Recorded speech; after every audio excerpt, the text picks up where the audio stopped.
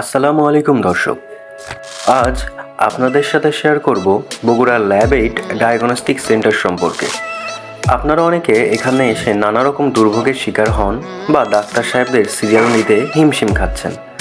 আশা করি আজকের এই ভিডিওটি দেখার পর আপনারা ল্যাব 8 ডায়াগনস্টিক সেন্টার সম্পর্কে বিস্তারিত তথ্য জানতে পারবেন এবং খুব সহজে এখান থেকে স্বাস্থ্যসেবা নিতে পারবেন।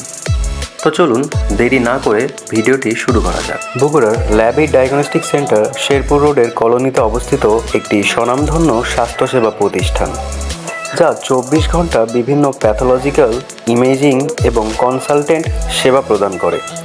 উন্নত প্রযুক্তি ও বিশেষজ্ঞ ডাক্তারদের মাধ্যমে এখানে নির্ভুল রিপোর্ট এবং পরামর্শ দেওয়া হয়। আমি এখন আপনাদের একটি নাম্বার দিব। এই নাম্বারে যোগাযোগ করে আপনারা খুব সহজে ডাক্তার সাহেবদের সিরিয়াল দিতে পারবেন।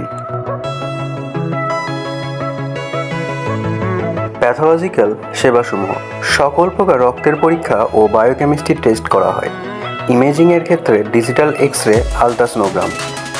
বিশেষজ্ঞ কনসালটেন্টদের মধ্যে রয়েছে গাইনি, মেডিসিন, হৃদরোগ, নিউরোলজি, নাক কান গলা, চর্ম ও যৌন রোগ এবং শিশুরোগ বিশেষজ্ঞ।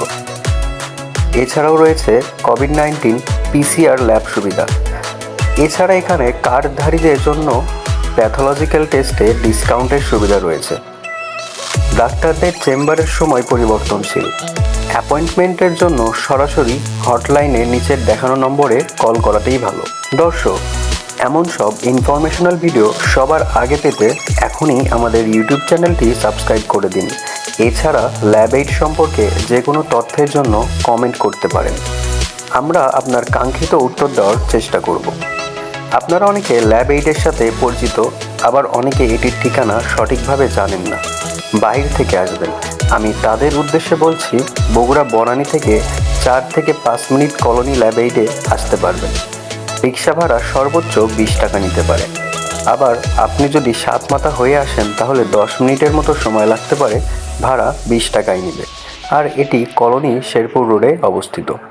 এমন হেল্পফুল ভিডিও আপনার বন্ধু বান্ধব, আত্মীয় স্বজনদের সাথে শেয়ার করে তাদের এসব তথ্য দিয়ে সহায়তা করুন, যেন তারা সুন্দর, সঠিক, নিরাপদ স্বাস্থ্যসেবা পায়।